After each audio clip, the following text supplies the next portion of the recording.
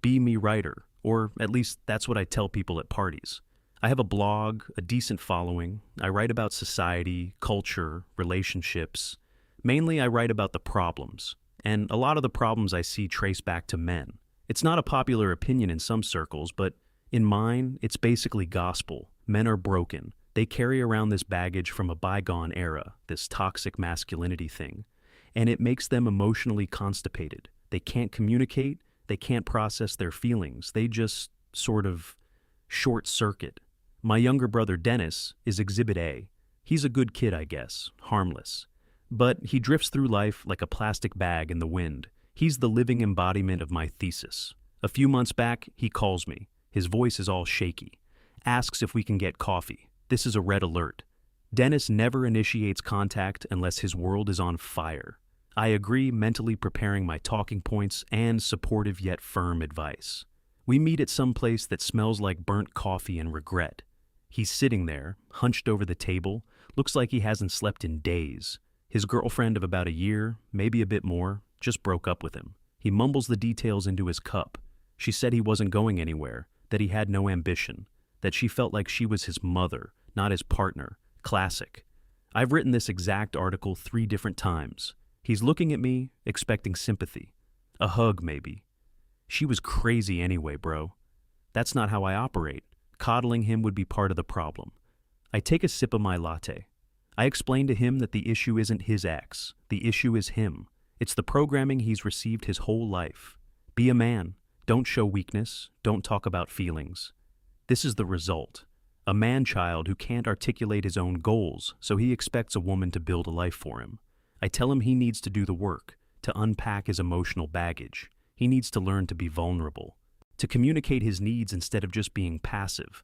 I'm laying it all out, a perfect roadmap to becoming a functional modern man. I'm giving him gold, stuff people pay therapists a fortune for. And he just sits there. He's not nodding, he's not arguing, he's just gone. His eyes are glassy. He just shrinks into his chair. After I'm done, there's this long, awkward silence. He just says, "I paid for half the rent. I cooked dinner most nights. I thought that was enough." MFW. He completely misses the point. It's not about chores, Dennis. It's about emotional labor. I try to explain that concept to him, but it's like talking to a brick wall. He just nods slowly, finishes his cold coffee, and says he has to go. He walks away and I just feel this profound sense of disappointment. He's so close to understanding, but he just refuses to see it. He's a lost cause. I go home, fired up. My brother's pain is tragic, but it's also great material. I sit down and bang out a new blog post. Title, Why Modern Men Are Projects, Not Partners. I use Dennis's situation as the central anecdote, changing a few details to protect his privacy. I write about how women are tired of being rehabilitation centers for emotionally stunted men, how we're expected to be their cheerleaders, their mothers, their secretaries, and their therapists. I hit publish. It explodes. My DMs are flooded. Comments pour in. This is my life. Thank you for putting this into words. Just sent this to my boyfriend. He needs to read it. My friends are all sharing it. We have a group chat that's just buzzing with validation. We're all in the same boat dealing with these broken men. It feels good. It feels like I'm not just complaining. I'm starting a conversation. I'm helping. In the middle of my victory lap, I realize something. Dennis hasn't texted me back. I sent him a link to the article. Thought this might give you some perspective. No reply. I call him a day later, straight to voicemail. Another day, another call, voicemail. Okay, so he's mad. He's sulking because I told him the truth. Typical. Avoidance. Another symptom of the same disease. I figure he'll get over it. A week goes by, then 2. The silence starts to feel less like sulking and more like a void. I start to get a little worried, not because I think I was wrong, but because he's fragile. Maybe my truth bomb was too much for his delicate male ego. I decide to drive over to his apartment, the surprise wellness check. I have the spare key he gave me for emergencies. This feels like one. I let myself in. The apartment is silent and clean. Too clean, like moving out clean. There's no clutter, the dishes are done, the bed is made. It feels cold, unlived in. On the kitchen counter, there's a single folded piece of paper. My name is on it. My heart does a little jump. I open it. It's not a letter, it's a note. Went away for a while. Need to sort my head out. Don't look for me. That's it. No explanation, no love, Dennis. Nothing. My worry instantly turns to anger. How dare he? How childish. This is the ultimate act of passive aggression, running away from his problems instead of facing them. He's literally proving every single point I made in my article. The irony is so thick I could choke on it. I'm fuming. I call our parents. They haven't heard from him either. They're worried. I tell them he's just being dramatic. But don't look for me is a challenge. Of course I'm going to look for him. He clearly needs to be rescued from himself. I start my online detective work. His own social media is a dead end. He hasn't posted in months. I start going through the profiles of his friends, his co-workers, anyone who might have seen him. It takes a few days of scrolling through endless photos of dogs and brunches. Then I find it. A photo from a barbecue, posted by some guy Dennis used to work with. It's a group shot, about a dozen people in a backyard. And there, in the back, off to the side, is Dennis. He looks different. He's wearing work boots and jeans covered in a fine layer of dust. His t-shirt has a grease stain on it. He's not smiling, but he's not miserable either. He's just standing there, solid. His shoulders are back. He's holding a bottle of beer and listening to some older guy next to him. The most striking thing is his expression. It's calm, focused. I zoom in on the background. Behind them is a large brick building, an old warehouse or something. There's a faded logo on the wall. I can just make out the name of some defunct manufacturing company. I Google it. The address comes up. It's in an industrial park on the other side of town, the forgotten part. The part of town you only go to if you need a new transmission or want to dump a body. What the hell, GIF? What is he doing there? My mind starts racing. Is it a cult? Some weird men's rights group?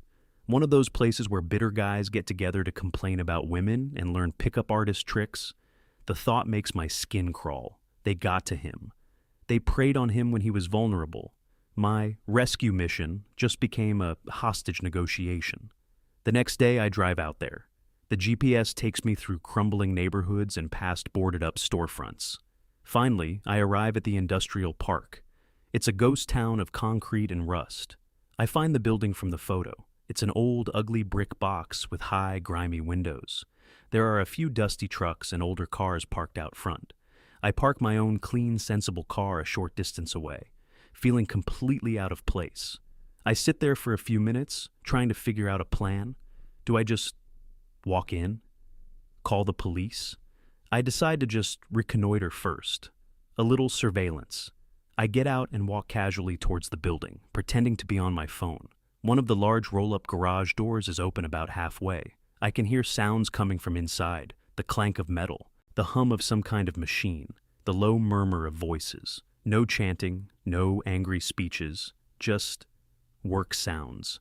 I get closer, my heart pounding. I peek through the gap under the door. My brain short-circuits. It's not a cult meeting, it's a workshop. A massive, sprawling, honest-to-God workshop. The space is filled with workbenches, tools, and half-finished projects. In one corner, a guy in his 50s is meticulously reassembling a motorcycle engine. Every piece is laid out on a clean cloth. In the center, two other guys are building a huge wooden table. The air smells like sawdust. And over by a car lift, there's Dennis. He's leaning over the open hood of an old pickup truck. Next to him is an older guy, maybe in his 40s. He's pointing at something in the engine bay, explaining. This must be Ronald, the guy from the picture. Dennis is listening intently, holding a wrench. He nods, then leans in and tightens something. He moves with a purpose I've never seen in him before. There are maybe a dozen guys in there, all different ages. They're not talking much, they're just working. Some work together, some work on their own projects. The atmosphere is quiet, focused, and weirdly peaceful. I'm just standing there, crouched by a dusty garage door, completely baffled. This makes no sense. Where is the bitterness? Where is the resentment? They're supposed to be in here, circle-jerking their grievances about the modern world. Instead, they're fixing things, building things. I see Dennis wipe his greasy hands on a rag. Ronald claps him on the shoulder and says something. Dennis actually cracks a small smile. Not a big happy smile, just a little satisfied smirk. The kind of smile you get when you've just figured something out. I feel this bizarre pang of something. Jealousy? I don't know. I back away from the door before anyone sees me. I get back in my car and my mind is a mess. This wasn't the plan. My entire narrative was that he'd run away to a toxic echo chamber to have his worst instincts validated. But this place, it doesn't feel toxic. It feels productive. I drive home in a daze. My righteous anger is gone. Now I'm just confused. I need to talk to him. I need to understand what this place is. I decide to try a different approach. No more ambushes. I send him a text. Hey, I know where you are. I was worried. Can we talk? I stare at my phone for an hour. Then 3 dots appear. He's typing. The message comes through. I'm fine. There's nothing to talk about. That's it. Blunt, dismissive. The old Dennis would have sent a long, rambling, apologetic text. This new Dennis is direct. And that scares me more than the anger I was expecting.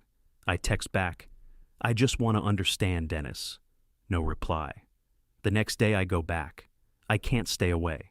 It's like a puzzle I have to solve. This time, I don't hide.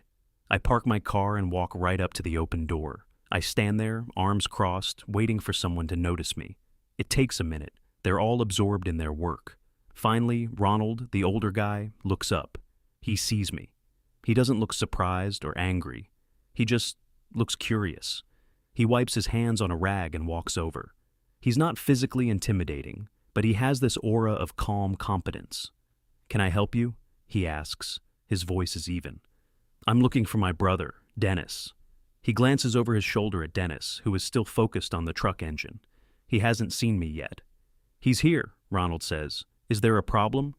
Yes, there's a problem, I say, my voice a little sharper than I intended. What is this place? What are you doing to him? He raises an eyebrow. We're fixing a carburetor, he says, deadpan. Dennis finally hears my voice and looks up. His face doesn't register shock or happiness. It's just a blank slate. He puts his wrench down and walks over, wiping his hands. Jill, you shouldn't be here. I was worried about you, Dennis. You just disappeared. I left you a note. I said I was fine. This isn't fine. What is this place? It's like some weird boys' club. Ronald just stands there, watching us like we're a tennis match. Dennis sighs. It's the sigh of someone who is tired, not of work, but of this specific conversation. It's a workshop, he says. That's it. It's just a workshop. And what do you do here? Complain about how hard it is to be a man in 2023? The question hangs in the air. A few of the other guys have stopped working to look at us. Dennis doesn't get angry. He just looks at me with something like pity. No, he says, his voice quiet but firm. We don't talk about women at all. I don't believe you. You don't have to. I'm busy, Jill. I have to get back to work. He turns his back on me and walks back to the truck. Just like that. He dismissed me. I'm left standing there with Ronald, feeling like an idiot. I turn to him, my last resort. What did you say to him? What did you do? Ronald looks at me, and for the first time, I see a flicker of emotion in his eyes. It's not anger. It's a kind of weary sadness. I didn't do anything, ma'am, he says. Your brother came here a few weeks ago. He said he wanted to learn how to fix his own car because he was tired of being helpless. He gestures around the workshop. That's all we do here. We teach each other how to be less helpless. That's the whole program. He turns and walks back into the workshop, leaving me alone in the doorway. The sounds of work start up again. They've already forgotten I'm here. I'm irrelevant to them. I get in my car and just sit there, my mind a blank. The narrative is shattered. My theories are turning to dust. He wasn't broken, he was helpless. And he found a way to fix it, without any of my brilliant insights, without any of my emotional labor. He just picked up a wrench. I drive home on autopilot. The whole way back, my brain is trying to reassemble my shattered worldview. He wasn't broken, he was helpless. The words echo in my head. It's a subtle distinction, but it feels like the difference between a puddle and an ocean. I get to my apartment, a place I've always considered a sanctuary of enlightened thought. Now, it just feels like a quiet, sterile box. I immediately text my friends in the group chat. I need my echo chamber back. You guys will not believe what just happened with my brother. I give them the whole story, the disappearance, the note, the weird industrial park. I describe the workshop, the tools, the silent men working. I tell them what Ronald said. We teach each other how to be less helpless. I expect them to be as horrified as I was. Their reactions are exactly what I need. OMG, that's a cult. It's a MG Tau breeding ground. He's being radicalized. That Ronald guy sounds like a manipulative predator. They target vulnerable men. Their words are like a balm on my confusion. Okay, good. My initial instincts were correct. This place is dangerous. Dennis isn't getting better. He's getting brainwashed. His calmness wasn't peace. It was indoctrination. My mission to save him is back on. My friends and I spend the next hour brainstorming. We decide I need to gather evidence. I need to expose this place for what it is. I need to find the dark underbelly that I know must be there. So, I start digging. I look up the property records for the warehouse. It's owned by a shell corporation with a generic name, Dead End. I try to find Ronald online. No social media, no digital footprint at all, aside from public records. It's like he doesn't exist after 1995. This is suspicious, very suspicious. Only criminals and cult leaders are this offline. My next step is surveillance. I can't just sit outside in my car again. They'll recognize it. So I park down the street and walk, hiding behind other industrial buildings, feeling like a spy in a bad movie. I watch them for a few days, a couple of hours at a time after I finish my own work. What I see is aggressively, infuriatingly boring. I see them arrive in the morning, separately. I see them work. They listen to an old rock station on a dusty radio. I see them eat lunch together, sitting on old crates and oil drums. They don't talk much. They just eat. I see a delivery truck bring them a load of lumber. They all pitch in to unload it. One afternoon, an old woman who lives in a tiny house nearby comes over. Her fence has fallen down. Ronald and two other guys go over with a toolbox and some spare wood. They fix her fence in under an hour. She brings them a plate of cookies. This is not the evidence I was looking for. These aren't the actions of a hateful, misogynistic cult. They're acting like good neighbors. My frustration grows with every passing day. Meanwhile, my own world is starting to feel a little less stable. My friend Sarah is having another huge fight with her boyfriend because he won't open up about his fear of commitment. My friend Megan is complaining that her boss, a woman, is creating a toxic work environment by expecting her to do her job. Our group chat, once a source of validation, is starting to feel like a merry-go-round of the same unsolvable problems. We talk endlessly. We deconstruct every interaction, analyze every text message, pathologize every male behavior. But nothing ever changes. The problems are always there. One night, I'm at a bar with Sarah. She's crying into her overpriced cocktail. Her boyfriend finally opened up. He told her he's not afraid of commitment. He's just not sure he wants to commit to her. This is somehow worse. I give her all the standard advice. He's emotionally manipulating you. You deserve better. He needs to work on himself. The same words I said to Dennis. They sound hollow now. As I'm sitting there, listening to her, I see Dennis. He's across the street, walking out of an auto parts store. He's with one of the younger guys from the workshop. They're carrying a heavy-looking box between them. They're laughing about something. Dennis looks healthy. He's gained some weight, some muscle. He stands up straight. He doesn't look like a project. He looks like a man who knows how to do things. He doesn't see me. He and his friend load the box into the back of that same old pickup truck and drive off. I feel a knot in my stomach. Sarah is still talking. And he just doesn't get that his inability to be vulnerable is the real problem. I'm not listening anymore. I'm just thinking about Dennis laughing, carrying that heavy box. He fixed the problem, but he didn't fix himself. He fixed his environment. He removed himself from the game. I decide I have to try one more time, a different tactic. No accusations, no ideology. Just a sister talking to her brother. I wait until a Saturday afternoon. I drive to the workshop. This time, I bring a peace offering, a box of expensive donuts. I walk up to the open door. Ronald sees me first. He gives me a small, cautious nod. Dennis looks up. When he sees me, he just sighs. He's not angry, just burdened. I hold up the box. I brought donuts. A few of the younger guys perk up. Dennis walks over. What do you want, Jill? I want to talk, and I wanted to apologize. I was worried. I handled it badly. This seems to soften him a little. Okay, he says. We're on a break anyway. He takes the box and puts it on a workbench. A few guys come over and grab one, murmuring thanks.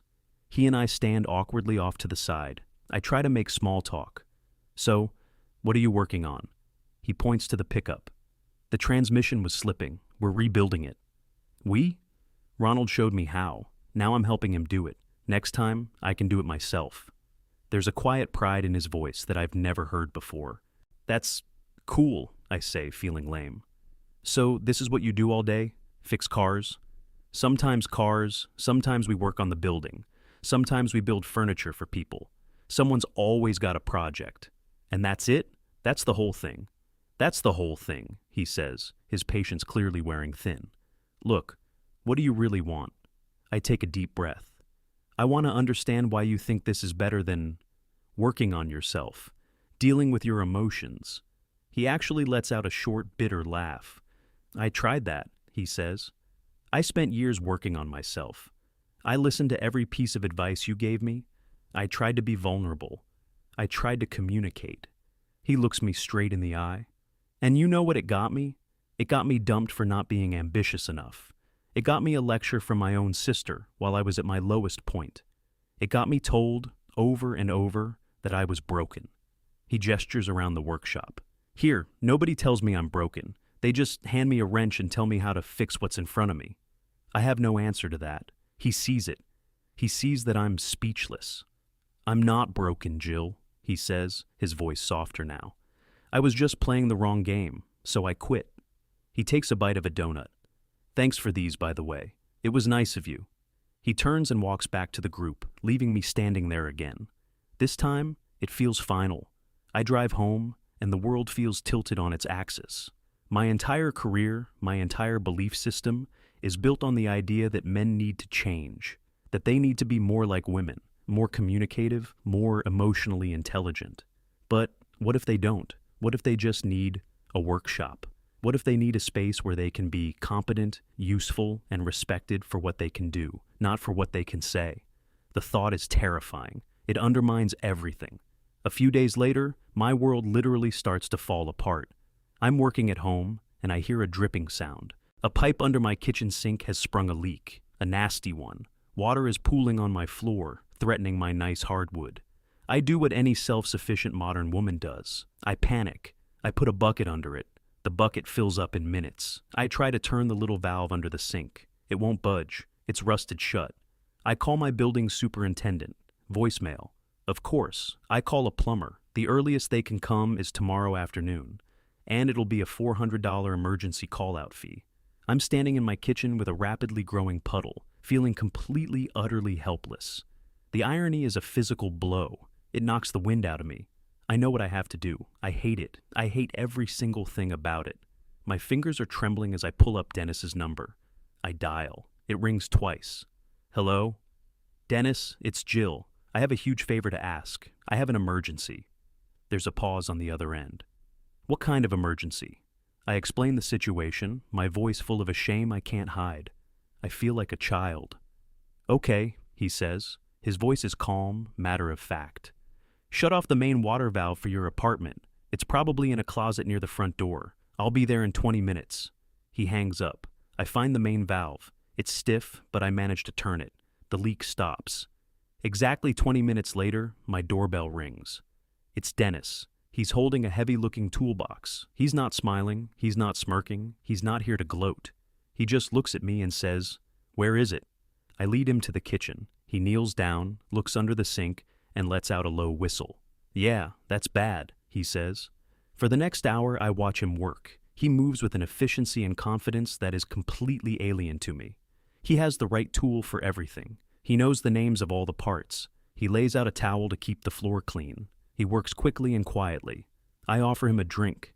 He just asks for a glass of water. I feel like a useless guest in my own home. My job is to sit at a computer and rearrange words. His job, right now, is to stop my world from flooding. He replaces the burst pipe and 2 of the fittings. He even tightens a loose faucet I'd been ignoring for months. When he's done, he turns the main valve back on. He checks for leaks. There are none. He packs up his tools. The whole operation took less than an hour. "You should be good now," he says. I'm standing there, overwhelmed with a mixture of gratitude and humiliation. "Thank you," I say. "Seriously, you saved me. What do I owe you?" He shakes his head.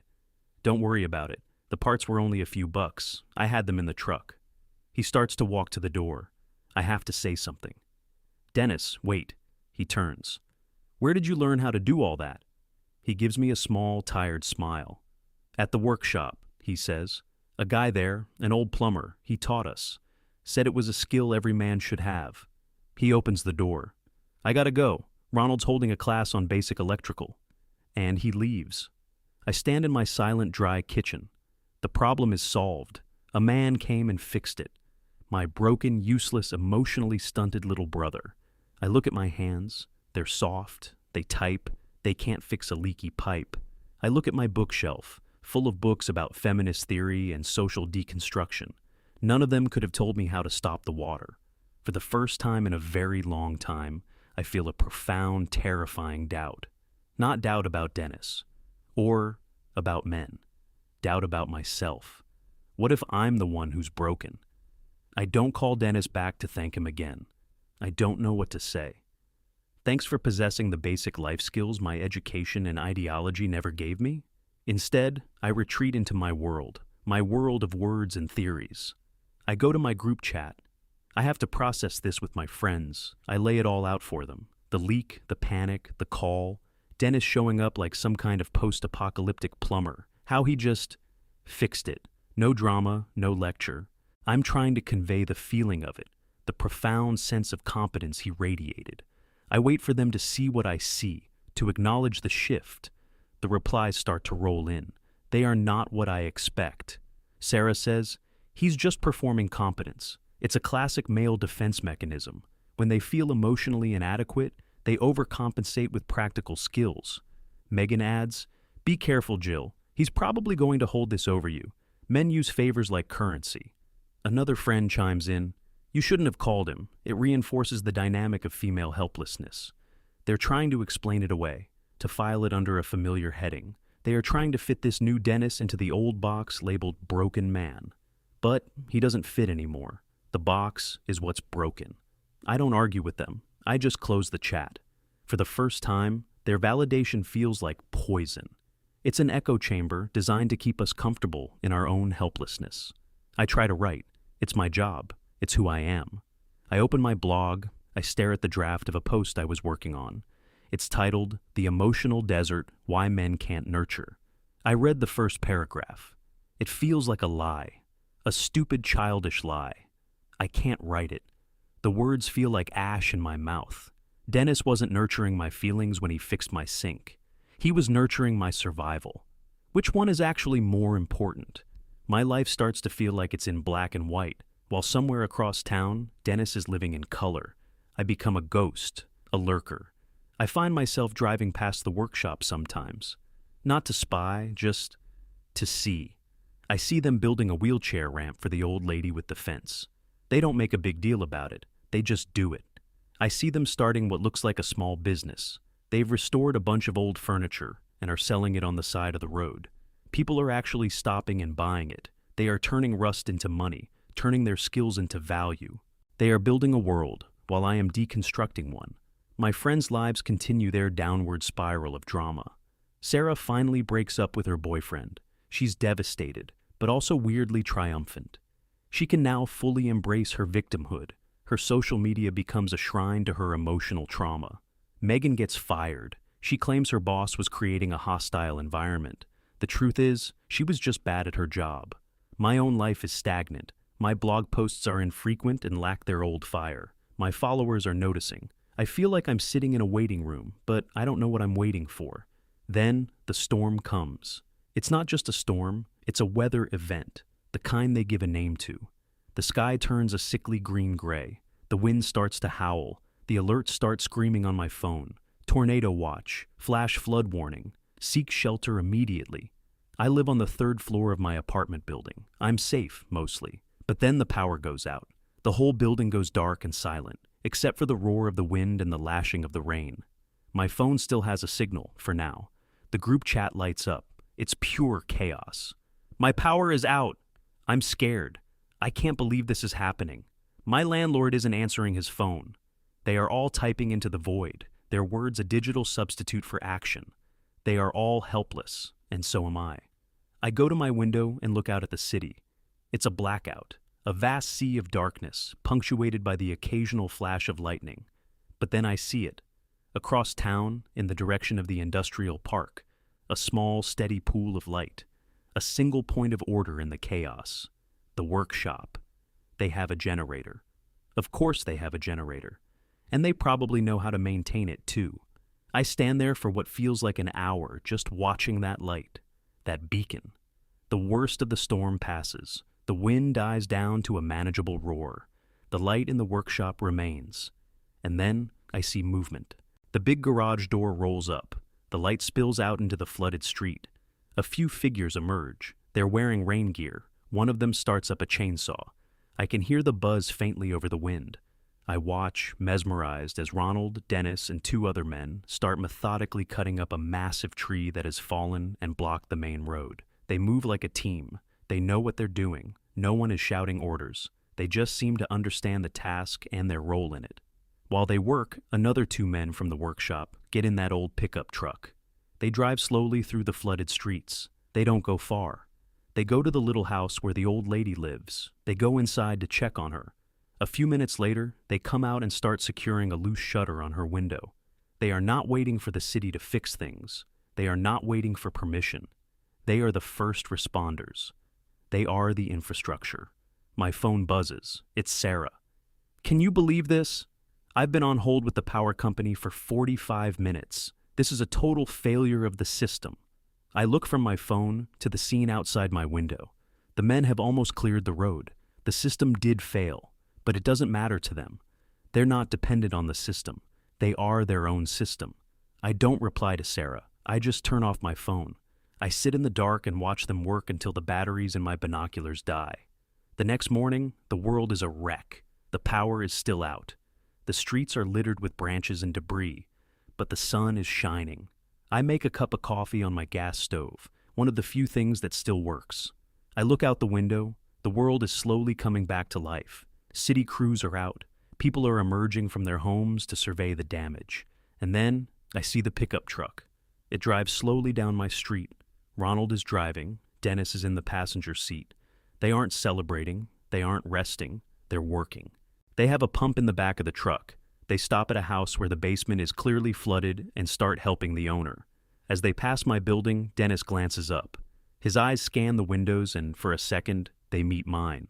There's no anger, no triumph, no, "I told you so." There's nothing. It's the look you give a stranger, a building, a tree. He doesn't recognize me, not really. He recognizes the shape of his sister, but the person who inhabits that shape is a foreigner to him now. They don't speak the same language. He looks away and says something to Ronald. They both laugh. The truck keeps moving down the street, on to the next problem that needs fixing. And I am left behind. I go back to my laptop. The battery is at 12%. I open my blog. I look at my most popular posts. Men are broken. The myth of the self-sufficient man. Why vulnerability is the new strength. It's all garbage. A fantasy I told myself because it was more comfortable than the truth. The truth is they're not broken. They just operate on a different frequency. They were told the rules of the modern world were broken, that the game was rigged, so they didn't try to rig it back. They didn't protest. They didn't write angry articles. They just quit the game. They picked up their tools and built a new one, a smaller, quieter, more durable one. A world where value is measured in what you can do, not in what you can say. A world where competence is the only currency that matters. And in that world, I am bankrupt. I highlight the text of my latest draft, all 2,000 words of it. I press the delete key. Then I close the laptop. The power is still out. My apartment is silent. The problem wasn't that men were broken. The problem was me. I just couldn't see the solution. They didn't need fixing. They just needed to be left alone.